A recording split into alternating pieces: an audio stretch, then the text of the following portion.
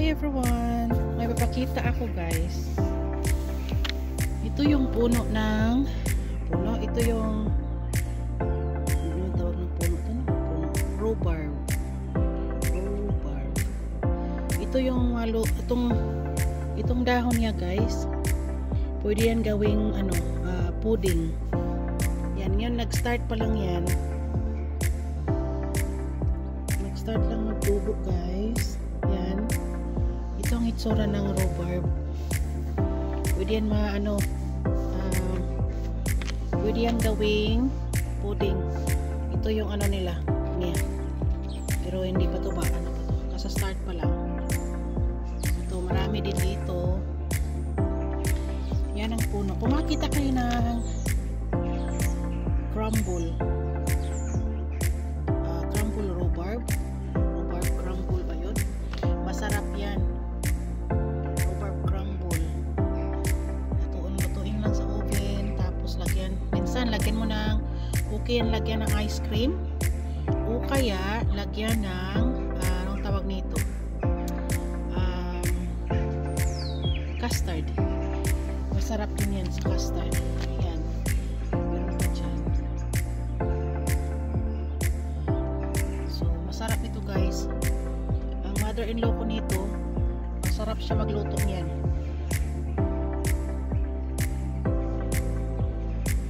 Yan. So, mag-start na. Marami na lumalabas. Yan. Pa-start na dito guys ang pa-start na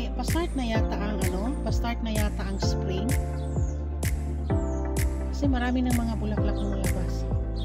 Hopefully summer labas na kasi excited ako sa summer.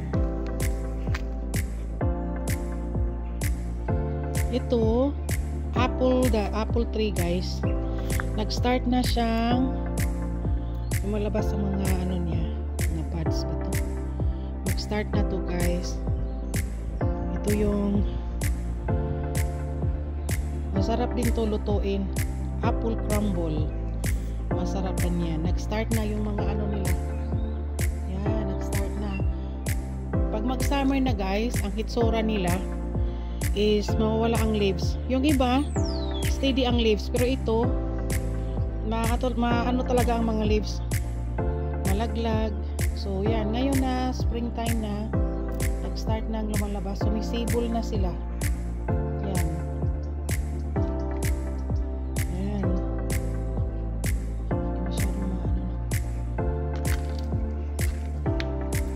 Din. Yan.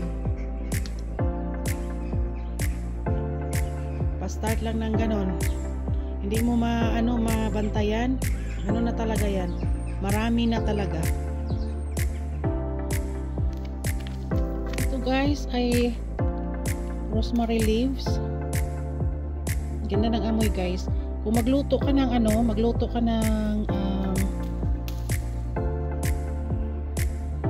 luto ka ng lamb, masarap ito. Sa mga casserole ba, masarap ito guys. Ang ganda ng amoy.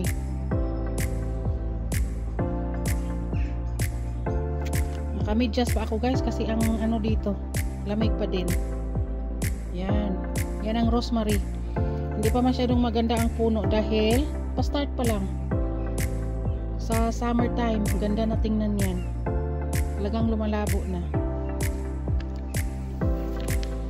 Ito hindi ako sure, para siyang saluyot, pero hindi naman siguro.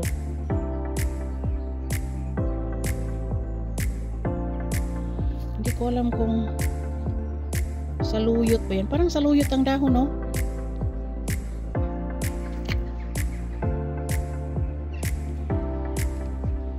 Para siyang saluyot, guys. Yan, may mga bulaklak na Maganda, 'di ba? Yan ang pag gusto kong bulaklak, yung yellow din, maganda siya. Ano na ngayon guys? Spring. Tapos hintay-hintay na talaga ako sa summer kasi yung hindi na masyadong malamig. Malamig ko sometimes sa summer pero mas okay pa din. Marami na siyang yun, mga bulaklak na yan. Nalimutan ko ang pangalan. Sino may alam yan? Nalimutan ko ang pangalan nito.